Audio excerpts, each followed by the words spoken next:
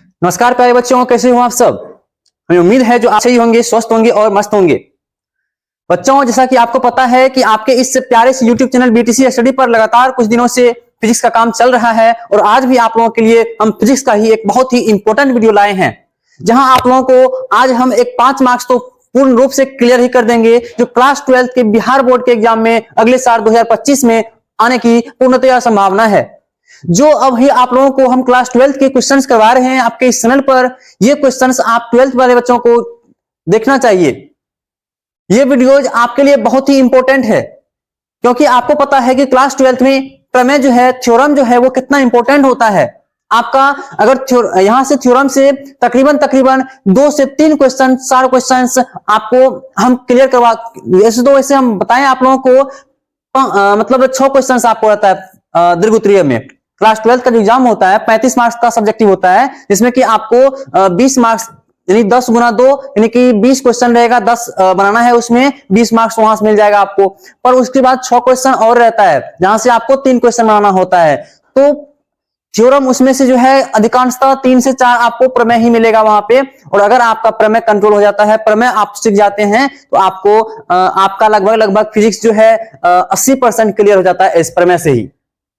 इसलिए प्यारे बच्चों, आपसे उम्मीद करेंगे ये सब कि आप सब हमारे इस वीडियोज को देखें और इन्हें दूर दूर तक शेयर करें, ताकि उन तमाम बच्चों को उन्हें एग्जाम में सभी क्वेश्चन बहुत ही आसान लगे, हल्का लगे और उन्हें सही तरह से बना सके। देखिए, सीखने के लिए तो हम लोग बहुत कुछ सीखते हैं। एग्जाम के मकसद से तो हम लोग पढ़ लेते हैं, रट लेते हैं, इस तरह पास कर जाते हैं, पर हमें यहाँ पे एग्जाम की मकसद से नहीं, बस सीखने की मकसद से क्लास देखना चाहिए। हाँ सही सुना आपने बच्चों।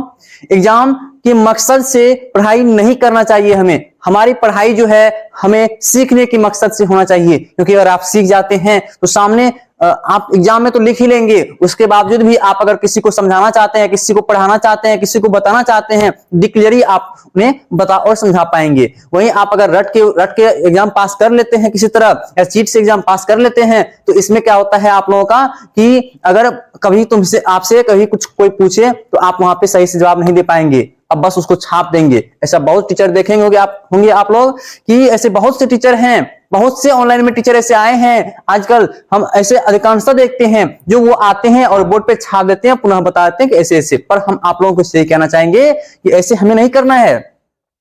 हम जो चीज पढ़ाते हैं उसे समझाते भी हैं, पूरी तरह से समझाते हैं, हम पूरी प्रयास करते हैं उसे तोड़ के समझाने का, ताकि सामने वाले स्टूडेंट्स जो है इसे समझ सके, रटे नहीं, समझ सके। चलिए बच्चों, आपका टाइम नहीं लेंगे, अब आप चलते हैं आपके एक बेस्ट थ्योरम की तरफ, जो आपके बोर्ड एग्जाम में 5 मार्क्स के क्वेश्चन आता ही है, और ये क्वेश्चन संपूर्णतः कहते हैं कि आएगा ही। चलिए देखते हैं, आए ना आए हम सीख गए, यही काफी है। चलिए देखते हैं। सबसे पहले क्या कर रहा है, विद्युत द्विध्रुव के कारण निरक्षीय स्थिति में, यहां पे निरक्षीय स्थिति की बात कर रहा है। यानी बच्चों, इससे पहले आपका लेक्चर चला था वो था अक्षीय स्थिति के लिए, और ये जो लेक्चर चल रहा है ये आपका निरक्षीय स्थिति के लिए है। तो चलिए, निरक्षीय स्थिति में हम विद्युत क्षेत्र की तीव्रता का व्यंजक प्राप्त करते हैं।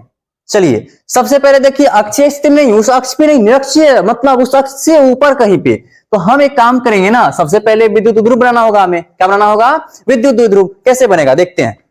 हम उस दिन क्या बताए थे, 2 आवेश होना चाहिए, पर भिन्न भिन्न प्रकृति वाले होना चाहिए, और वो बहुत कम दूरी पर स्थित हो, तो उनको मिला देते हैं ना विद्युत बल रेखा के द्वारा। वही हमारा कहलाता है विद्युत, क्या कहलाता है? विद्युत द्विध्रुव। तो बना लेते हैं। एक आवेश हम यहां ले लेते हैं, यहां ले लेते हैं ए, दूसरा आवेश जो है हम यहां ले लेते हैं बी, मतलब यहां पर एक आवेश प्लस क्यू ले लेते हैं और यहां पर एक माइनस क्यू आवेश ले लेते हैं। देखिए, समझने के लिए ना हम दूर रखे हैं, पर हमें समझना है कि ये बहुत कम दूरी पर स्थित है। अब देखिए, अब इसे मिला देते हैं इस प्रकार से, तो अब बन गया ये विद्युत द्विध्रुव। नहीं बन गया? बन गया, क्योंकि विद्युत द्विध्रुव क्या भी करता है, ये 2 आवेश होना चाहिए पर भिन्न प्रकृति का होना चाहिए, एक प्लस दूसरा माइनस। अब उसके बाद क्या कहा, इसमें पहले हम मध्य बिंदु ले लेंगे ओ। इस मध्य बिंदु से समान दूरी पर दोनों आवेश स्थित है, इसलिए हम मध्य बिंदु ले लिए एक कोई। अब देखिए, मान लेते हैं यहां से ए की ओ दूरी जो है ना, ये एल है, तो बताइए ये भी कितना होगा? एल होगा। मध्य बिंदु है, मध्य बिंदु कहने का मतलब ओ से ए बिंदु और बी बिंदु समान दूरी पर स्थित है। अगर ये एल दूरी पे है, वो भी एल दूरी पर ही होगा। और बताइए तब अगर यहां से ए से लेकर के हम अगर पूरे बी तक की दूरी देखिए तो कितना हो जाएगा, 2l हो जाएगा, l प्लस l 2l हो जाएगा, पूरा दूरी ए से बी की दूरी, विद्युत द्विध्रुव के बीच की दूरी 2l है, लेकिन मध्य बिंदु से इनका दूरी कितना है, l और l है। अब क्या कहा, अब कहा यहां पर कि निरक्षीय स्थिति में, विद्युत द्विध्रुव के कारण निरक्षीय स्थिति में, तो निरक्षीय स्थिति पहले हम खोजेंगे, निरक्षीय स्थिति में क्या ज्ञात करना है, विद्युत क्षेत्र की तीव्रता। तो निरक्षीय स्थिति पहले हम खोजना पड़ेगा, कहां ले, हम ऊपर ही ले लेते हैं, निरक्षीय मतलब इस अक्ष के परे ऊपर लंबवत। तो हम एक बिंदु ले लेंगे यहां पे बच्चों, और इसका नाम दे देंगे हम, क्या नाम दे इसका, इसका नाम देते हैं P, कोई दिक्कत, इसका नाम हम P दे दिए। अब देखिए, अब यहां से ही हमें ज्ञात करना है विद्युत क्षेत्र की तीव्रता का व्यंजक। तो हम कैसे ज्ञात करें, तो इसके लिए हमें दोनों आवेश से वहां तक की दूरी ज्ञात होना चाहिए। क्या ज्ञात होना चाहिए, दूरी, क्योंकि आपको हम बताएंगे फॉर्मूला इसका 1/4 विद्युत क्षेत्र की तीव्रता का 1/4 पाई एप्सिलॉन नॉट q बटे r स्क्वायर। r मेरा दूरी है, कहां से, उस आवेश से उस बिंदु तक की दूरी है जिस बिंदु पर हम विद्युत क्षेत्र की तीव्रता ज्ञात करते हैं। तो बताइए, यहां से वहां तक की दूरी निकालने के लिए हमें मिलाना पड़ेगा इस a को p से भी, और b के लिए भी निकालेंगे तो b से p के लिए मिला देते हैं, इसको इसे मिला दिए, इसको भी ऐसे करके हमें मिला देना है। उम्मीद करता हूं जो बच्चों इतना बातें तो आप लोग समझ गए होंगे कि क्यों मिलाएं इसे, हम इसलिए मिलाएं क्योंकि यहां से वहां तक की दूरी हमें ज्ञात करना होगा, इसलिए हम इसको वहां से मिला दिए। अब उसके बाद यहां से P को मध्य बिंदु से मिला देना है, पहले P को मध्य बिंदु से इस प्रकार से हम मिला देंगे, मिल गया O से। अब उसके बाद यहां पर क्या होगा, यहां पर जो विद्युत क्षेत्र की तीव्रता होगा वो सबसे पहले यहां पे हमें ज्ञात करना होगा। तो मान लेते हैं इसका तीव्रता क्या है, E है, यहां से हमें ज्ञात करना है। लेकिन ये जो है इसका जो एक विद्युत क्षेत्र की तीव्रता निकलेगा वो कुछ इस प्रकार से निकलेगा, जो हमारा होगा E1 cos थीटा, लंबवत होता तो साइन थीटा लगाते हम, जैसे कि ये लंबवत, जैसे यहाँ पे ये तो इसके लिए हम लोग लिखना चाहें हम लिख सकते हैं, लिख देते हैं यहाँ पे लिख देते हैं, ये हो जाएगा हमारा E1 साइन थीटा। हमें उम्मीद है जो आप लोग समझ गए होंगे, आप लोगों को दिख रहा होगा, अगर नहीं भी दिख रहा हो तो आप लोग इन्हें ध्यान रखें, लंबवत है तो साइन थीटा का प्रयोग करेंगे। विद्युत क्षेत्र की तीव्रता ऊपर की ओर देखें तो E1 साइन थीटा, और यहीं अगर नीचे की ओर यहाँ पे देखें तो ये हो जाएगा हमारा, क्या हो जाएगा बताइए, E2 साइन थीटा। वहीं अगर इस प्रकार से गया हुआ है तब E1 कोस थीटा हो जाएगा, क्षैतिज में है तो एक हो जाएगा हमारा इधर, ये हो जाएगा हमारा E2 कोस थीटा, हो गया। तो अब जो हमें ज्ञात करना है वो इसी बिंदु P पर विद्युत क्षेत्र की तीव्रता ज्ञात करना, यानी कि हम E निकालने के लिए इन दोनों की तीव्रता को निकाल करके हमें जोड़ना पड़ेगा। तो चलिए, इससे पहले हमें भाषा लिखना है, तो वो भाषा हमारा क्या होगा वो जानते हैं। सबसे पहले हम लिख लेंगे यहाँ पर कि AB जो है एक हमारा विद्युत द्विध्रुव है, AB जो है वो हमारा क्या है, विद्युत द्विध्रुव है। क्यों है, क्योंकि भिन्न भिन्न प्रकृति के आवेश बहुत कम दूरी पर स्थित है और इसको हम मिला दिए हैं तो ये विद्युत द्विध्रुव है, बन गया। उसके बाद हम मध्य बिंदु को मान लिए O, तो मध्य बिंदु हमारा O है, जिनका इन दोनों आवेश से समान दूरी L है और इन AB के बीच की दूरी कितना है, 2L है। इसके बाद निरक्षीय स्थिति में एक बिंदु P है जहां से विद्युत क्षेत्र की तीव्रता ज्ञात करना है। उसके बाद आप लोग एक बात और समझे, यहाँ पे कोण बन रहा है थीटा, यहाँ पे थीटा, ये भी थीटा ही बनेगा कोण, तो कोण बन रहा है। उम्मीद करते हैं जो आप लोग इतना बात समझ गए होंगे। तो अब हम लोग यहां से लिखते हैं भाषा। तो भाषा हम क्या लिखेंगे, इसी बात को लिख देना। देखिए आपके एग्जाम में जो क्वेश्चन 5 मार्क्स में आता है, इसमें हमें लगभग भाषा लिखना पड़ता है, क्योंकि आपको भाषा पे 1-1.5 मार्क वहां पे मिल जाता है। फिर जो थ्योरम बनाते हैं उस पर आपको 2 से 2.5-3 मार्क मिलता है, और 1 से 1.5 मार्क आपको फिगर पर मिलता है, तब 5 मार्क्स आपको मिलता है। अगर आप कुछ नहीं करते हैं, फिगर बनाते हैं, तो आपको 1 मार्क 1.5 मार्क वैसे ही मिल जाता है। भाषा लिखते हैं 1.5 मार्क वहां से भी मिल जाता है। थ्योरम लिख देते हैं तो हम लोग 5 मार्क पूर्णतः ले लेते हैं, क्योंकि हम भी यहाँ से क्लास 12th में जब हम एग्जाम दिए थे तो वहां से हम भी तैयारी मतलब क्वेश्चंस बनाए थे, जहां से मेरा भी लगभग जो है टोटल सही था। तो क्या हुआ था कि एक थ्योरम हम नहीं बना पाए थे, समय काफी था, पर वो थ्योरम हमारे दिमाग से क्लीन हो चुका था उसमें, तो हमको उसका फिगर याद था, तो हम फिगर बना दिए थे। उसके बाद जो भी क्वेश्चंस बनाए थे हमें पूरा कॉन्फिडेंस था कि वो तमाम क्वेश्चंस हमारा सही है। मतलब 70 का एग्जाम हुआ था, हमें पूर्णतः विश्वास था कि हम 65 मार्क्स का जो बनाए हैं वो 65 के 65 मार्क्स का हमारा सही है।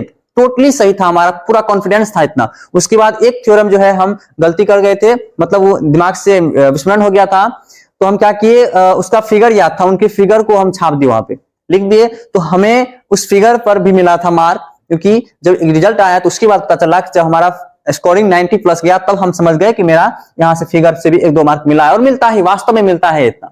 चलिए हम लोग देखते हैं थोड़ा सा भाषा। तो यहाँ पे हम लिखेंगे सबसे पहले क्या, माना कि ए बी एक विद्युत द्विध्रुव है। क्या है ये, विद्युत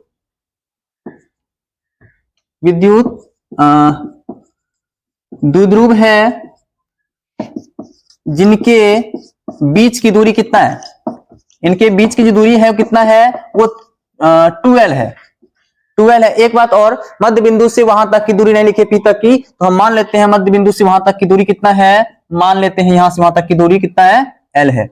सॉरी एल नहीं, आर है। तो इसको भी लिख लेना एक बार, पहले इसको लिखते हैं, फिर लिखेंगे इसका मध्य बिंदु, इसका मध्य बिंदु O है, जिससे समान दूरी L पर 2 आवेश प्लस Q एवं माइनस Q स्थित है। इतना लिख लिए। अब एक बात और लिखना है कि मध्य बिंदु O से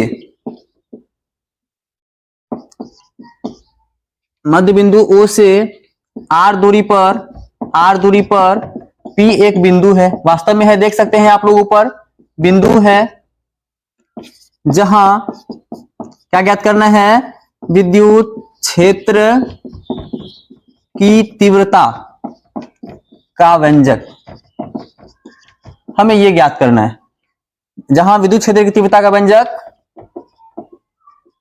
ज्ञात करना है। इतना भाषा तो आप लोगों को निश्चित ही लिख लेना चाहिए। इसके बाद थ्योरम स्टार्ट करेंगे हम लोग, इसके बाद हम प्रूफ में चलेंगे, प्रमाण में चलेंगे। बच्चों पहले हम बोर्ड को क्लीन कर लेते हैं। आइए इसके बाद हम थ्योरम स्टार्ट करते हैं। लेकिन हम आपको बता देना चाहेंगे पुनः कि जो हम लोग आवेश, 2 आवेश से हम ज्ञात करने वाले हैं बिंदु P पर विद्युत क्षेत्र की तीव्रता, उसके लिए हमें दूरी चाहिए ना, अभी जस्ट बताए थे आप लोगों को। दूरी कहां से चाहिए, A से चाहिए P तक प्लस Q आवेश के लिए, और माइनस Q आवेश के लिए चाहिए कहां तक, P तक। तो इसके लिए हम क्या करें, सबसे पहले देखिए बेटा, लंबवत है, 90 डिग्री कोण बनेगा यहाँ पर, लंबवत बिंदु P है ऊपर में, तो यहाँ पे 90 का कोण बनेगा। तो बताइए यहाँ पे भी समकोण त्रिभुज बन रहा है, यहाँ भी बन रहा है। उसके बाद यहाँ जो है, ये दोनों आवेश से समान दूरी पर P रखा गया यहाँ से वहां तक, तो A का हम अगर दूरी निकाल लेते हैं, दूसरा स्वतः मिल जाएगा हमें। तो हम क्या करेंगे, एक समकोण त्रिभुज को पकड़ लेंगे, पहले एक समकोण त्रिभुज को हम पकड़ लेते हैं। तो क्या नाम है इसका, AOP। हम लिखेंगे यहाँ पे, ये प्रूफ में चल रहे हैं हम, समकोण त्रिभुज AOP में क्या होगा इसमें, अब इसमें हम लगाएंगे पाइथागोरस प्रमेय का काम हमें कर लेना है यहाँ पर। तो क्या होगा, देखिए यहाँ पे, कर्ण का स्क्वायर बराबर लंब, देखिए समकोण के सामने वाली भुजा कर्ण होती है, तो कर्ण स्क्वायर बराबर, यानी AP के स्क्वायर बराबर AO के स्क्वायर प्लस OP के स्क्वायर। क्या लिखेंगे यहाँ पर, AP के स्क्वायर बराबर AO के स्क्वायर प्लस हो जाएगा हमारा OP का स्क्वायर। अब देखिए AP का ही मान निकालना है, या फिर इसको ऐसे भी बोल सकते हैं, स्क्वायर को उधर भेज देंगे तो क्या बन जाएगा, ये रूट बन जाएगा, हम रूट ही में लगा लेते हैं। फिर ये AP बराबर क्या होगा, AO का मान कितना है, AO है हमारा L और ये है हमारा R, तो हम लिखेंगे रूट में R स्क्वायर प्लस में L स्क्वायर, ये हमारा AP निकला। अब नहीं टूटेगा, छोड़ देते हैं इसको। अब देखिए, अर्थात ये जो AP है, ये AP किसके बराबर हो सकता है, इधर से BP के बराबर, ये दोनों के दोनों बराबर होगा, और इसके लिए मान कितना है, इसको लिख देते हैं यहाँ पे, R स्क्वायर प्लस में L स्क्वायर। ये जो है हमारा दोनों का दूरी निकल गया है। हम बोल सकते हैं यहाँ पर जो हमारा ये है, ये दूरी है हमारा R square plus L square है, और इधर से भी हो जाएगा हमारा R square plus L square है। क्या बच्चों, मुझे उम्मीद है जहां तक कि आप लोगों को इतना बातें समझ में आ गई होगी। अब जो हमें निकालना है, अब आना है मेन मुद्दा पर। दोनों आवेश के कारण हमें विद्युत क्षेत्र की तीव्रता निकालना है। कैसे, देखिए, हम लिखेंगे पहले बिंदु ए पर प्लस क्यू आवेश के कारण, प्लस क्यू आवेश के कारण विद्युत क्षेत्र की तीव्रता, विद्युत क्षेत्र की तीव्रता। अब इसके लिए विद्युत क्षेत्र की तीव्रता क्या होगा, दो बिंदु के लिए निकाल रहे हैं, दो आवेश के लिए निकाल रहे हैं, तो ए को मान लेते हैं तीव्रता को E1, तो ये हमारा हो जाएगा 1/4, फॉर्मूला क्या होता है 1/4πε0 गुना Q बटे आर स्क्वायर। तो यहां पर Q जो है वो प्लस Q है, हम यहां पे प्लस Q लिख लेंगे बटे में आर स्क्वायर, मतलब दूरी का स्क्वायर, दूरी कितना है यहां से वहां तक, रूट में आर स्क्वायर प्लस एल लिख लेंगे, यहाँ पे रूट में आर स्क्वायर प्लस में एल स्क्वायर, लेकिन आर स्क्वायर होता है तो आर का माने है इतना, अब इसका स्क्वायर करेंगे तब हुआ क्यू बटे आर स्क्वायर। अब यहां से स्क्वायर से रूट क्या हो जाएगा, कट जाएगा, क्या बचा हमारा, तो ये E1 बराबर 1/4πε0 गुना ऊपर बचा Q और नीचे बचा हमारा रूट कट गया है तो बचा आर स्क्वायर प्लस में एल स्क्वायर, और इसे जो है हमें मान लेना है इक्वेशन फर्स्ट। ये हमारा इक्वेशन फर्स्ट इतना निकल चुका है। हमें उम्मीद है जहां तक कि आप लोगों को इक्वेशन फर्स्ट समझ में आ गया होगा, जैसे अक्षय स्थिति में निकालते वैसे निरक्षीय स्थिति में सब प्रोसेस करना है, अब थोड़ा सा डिफरेंस चल रहा है। अब इसके बाद हमें निकालना है बिंदु बी पर जाकर, बिंदु बी पर अगर हम लोग चले तो बिंदु बी पर क्या होगा, लिख लेंगे यहां पर बिंदु बी पर माइनस क्यू आवेश के कारण, माइनस क्यू आवेश के कारण विद्युत क्षेत्र की तीव्रता, इसकी तीव्रता दूसरा है ना ये, इसको हम मान लेते हैं E2, तो E2 क्या हो जाएगा 1/4πε0 गुना Q, तो Q माइनस में हो जाएगा क्योंकि माइनस Q आवेश के लिए निकाल रहे हैं, बटे में आर स्क्वायर, तो फिर से आर देखिए इसका कितना है वही है, रूट में हो जाएगा हमारा R square plus L square, लेकिन इसका क्या हो जाएगा स्क्वायर, स्क्वायर से रूट क्या हो जाएगा, कट जाएगा। अब यहाँ पे क्या बचा, E2 बराबर 1/4πε0 गुना माइनस Q बटे आर स्क्वायर प्लस में एल स्क्वायर, इतना हमारा निकला, और दूसरा समीकरण भी यहां से हमें प्राप्त हुआ। इसको इक्वेशन हम कितना मान लें, इसको इक्वेशन सेकंड मान लिए। अब हम क्या करेंगे, अब इस इक्वेशन फर्स्ट और इक्वेशन सेकंड को ही हमें लेके चलना है, तो हम मानेंगे कि बिंदु P जो है उस बिंदु P पर विद्युत क्षेत्र की तीव्रता को E मान लेते हैं, बिंदु P पर जो परिणामी विद्युत क्षेत्र की तीव्रता है वो E है। अब E है तो यहाँ पे क्या होगा, दो तीव्रता होगा, यहाँ पर एक होगा हमारा E1 तथा E1 होगा, दूसरा E2 होगा, तो E1 तथा E2 का परिणामी विद्युत क्षेत्र की तीव्रता अगर निकालना रहे तो उसके लिए हम लोग क्या करते हैं, एक ले लेते हैं E, तो क्या होगा,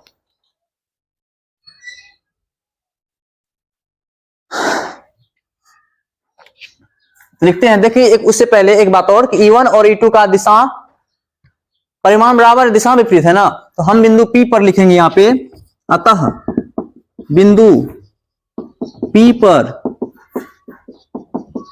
परिणामी क्षेत्र की तीव्रता, सारा खेल यहीं पे है। अब इसका क्या होगा, देखिए मान लेते हैं बिंदु P पे परिणामी क्षेत्र की तीव्रता E है, तो दो गुण है, एक है E1 cos थीटा, एक है E2 cos थीटा। हम लिख लेंगे इसको कैसे, हम इसको लिखेंगे E बराबर E1 cos theta plus E2 cos theta, इतना हमें लिख लेना है। अब क्या करें, अब यहीं पे सारा खेल है, देखिए E1 आपका निकल चुका है कहीं ना कहीं, उसके बाद आपका E2 भी निकल चुका है। अब E1 और E2 अगर निकल गया है तो हम क्या करेंगे, E1 और E2 की मान समीकरण 1 और 2 में जो निकला है उनकी मान को यहाँ पे रख देना है, फिर उसके बाद हम इसको हल करेंगे। तो हम क्या करते हैं,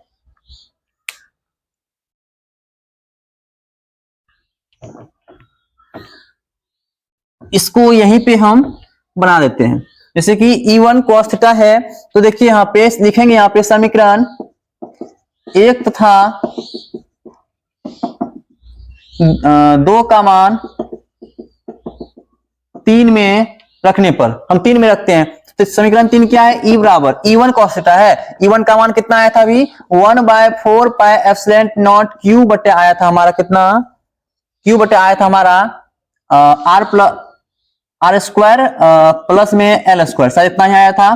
फिर उसके बाद प्लस E2 आया था हमारा 1/4πε0 गुना माइनस Q बटे R square plus L square, ये आया था। लेकिन एक चीज हम यहाँ पे मिस कर गए, यहाँ पे हमें cos थीटा लगा के चलना है, यहाँ पर हमें cos थीटा लगा के चलना है, क्योंकि आगे cos थीटा है, यहाँ पे लगाएंगे हम cos थीटा।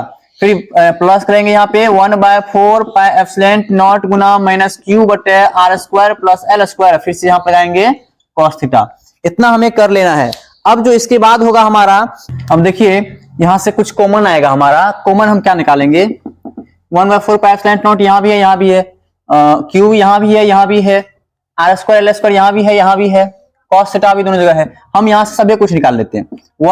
क्यू निकल गया, Q by 4 pi epsilon naught गुना यहां से निकल गया तो ये हो गया कॉस थीटा बटे में R square plus L square, सब निकल गया। अब यहां सब निकल गया तो क्या बचा, कुछ नहीं तो 1, यहां से सब निकल गया। लेकिन यहां पर एक बात है हमारा, वो बात क्या है, यहां पर जो है ये इस आवेश की प्रकृति को नहीं लिखा जाएगा, इस आवेश की प्रकृति को नहीं लिखा जाएगा। ये माइनस ठीक है पर यहां पे माइनस नहीं लिखेंगे, भले वो माइनस क्यू आवेश के लिए नहीं लिखेंगे, यहाँ पे सिर्फ 1 मतलब आवेश लेना है, उसकी प्रकृति को नहीं लेके चलना है हमें। इतना हुआ हमें। उसके बाद, अब उसके बाद क्या होगा कि ई बराबर जो होगा हमारा वो क्या होगा, Q/4 पाई एप्सिलॉन नॉट गुना कॉस थीटा बट्टे में क्या होगा R square plus L square. यहाँ पे 1 + 1 कितना हो गया, ये 2 हो गया। कितना हो गया, ये 2 हो गया। तो इसको ऐसे भी लिख सकते हैं हम, ये 2 है तो हम ऐसे कर सकते हैं, यहां पर ऊपर में कुछ नहीं तो 1 यहां पर लिख देते हैं 2 cos थीटा, हो गया, कोई दिक्कत ही नहीं है। अब देखिए यहाँ पे cos थीटा का हम मान कितना रखें, यहाँ पे हमें cos थीटा का मान रखना होगा। तो हम cos थीटा का जो मान है कितना रखेंगे, तो देखिए यहाँ पे cos थीटा का फॉर्मूला होता है B/H, बेस बटे हाइपोटेनियस, आधार बटे कर्ण, जो आप लोग क्लास 10th के ट्रिगोनोमेट्री में पढ़े होंगे। तो यहाँ पे देखिए कहीं से अगर देखें, यहीं से देखें अगर यहाँ पे, यहाँ से, तो आधार इसका क्या होगा, L होगा, H क्या होगा इसका, H ये होगा रूट में आर स्क्वायर प्लस में एल स्क्वायर, तो ये होगा। तो हम इसको लिख लेंगे यहाँ पे E बराबर Q/4 पाई एप्सिलॉन नॉट गुना 1/r square plus L square गुना 2 गुना कॉस थीटा का मान क्या होगा B/H, यानी कि L बटे हो जाएगा रूट में हमारा कितना R square plus L square. हमें उम्मीद है जो आप लोगों को इतना बातें समझ में आ गई होगी निश्चित ही। तो अब हम इससे आगे करने के काम करते हैं। देखिए अब जो होगा यहां पर क्या होगा, E बराबर Q/4 पाई एप्सिलॉन नॉट गुना 1/r square plus L square गुना 2l बटे, अब देखिए रूट का वैल्यू ही होता है 1/2, हम रूट की जगह पे लिख देंगे 1/2। कैसे, ये देखिए R square plus L square है, इसके होल पावर में 1/2 लिख देना है, इसका वैल्यू होता है। अब एक बार इसको तोड़ने का प्रयास करते हैं, उससे पहले हम क्या करेंगे, यहां से क्यू को उधर भगा देंगे। तो ये बचेगा हमारा E बराबर ऊपर में कुछ नहीं तो 1/4 पाई एप्सिलॉन नॉट गुना 1 या यहां पे हम लिख देते 2l गुना क्यू, 2l क्यू बटे, अब देखिए यहां पर इससे और इसमें गुना हो रहा है तो इसके पावर में कुछ नहीं है 1 है, इसके पावर में कुछ नहीं है तो 1 है, आधार दोनों का समान है, गुना के रूप में है, पावर को जोड़ेंगे तो इसकी पावर में कुछ नहीं तो 1 और इसकी पावर में 1/2 है, तो 1 + 1/2 जोड़ेंगे 2 × 2 1 कितना हुआ 3/2। इसका मतलब इसको हम लिख सकते हैं, दोनों का आधार समान है, गुना के रूप में है, पावर को जोड़ेंगे तो इसको लिखेंगे R square plus L square, whole power में क्या हो जाएगा, तो जोड़ने के बाद 3/2। अब हम क्या करें इसको, अब सारा खेल यहीं पे है। अब इसको हम क्या करते हैं, एक बार इसको एक शर्त लिखते हैं। पहले शर्त क्या है, दूरी बहुत छोटा था ना, तो हम मान लेते हैं यहां एल स्क्वायर बहुत बहुत बहुत छोटा है आर स्क्वायर से, इसलिए एल स्क्वायर बराबर हम ले सकते हैं कितना 0। तो अब हम करके देखते हैं, तो ये बचेगा हमारा E बराबर 1/4 पाई एप्सिलॉन नॉट गुना 2ql है, 2l है, ये किसका फॉर्मूला है, ये तो ध्रुव आघूर्ण का फॉर्मूला है जो आपको बताए थे हम। तो ये हम इस और उसको p से डिनोट करते हैं तो हम p लिख देंगे 2ql के बदले में, क्योंकि फॉर्मूला है p बराबर 2lq। बाय में क्या हो जाएगा, ये हो जाएगा, लेकिन इसमें एल स्क्वायर का मान 0 लेके चलना है तो हम लिखेंगे यहाँ पे आर स्क्वायर प्लस 0, इसका होल पावर होगा 3/2 और यहाँ पे क्वेश्चन में लिख देना है p बराबर 2ql, ये फॉर्मूला होता है ध्रुव आघूर्ण का, हम जो आपको बताए थे पिछले लेक्चर में। फिर उसके बाद इसको हम लिखेंगे अब 1/4 पाई एप्सिलॉन नॉट गुना ये p है, p बट्टे में क्या हो जाएगा हमारा आर स्क्वायर, होल पावर में हो जाएगा 3/2 2। आज हम आप लोगों को एक चीज ऐसी बता रहे हैं जो शायद आप लोगों को बिल्कुल ही याद होगा या नहीं याद होगा।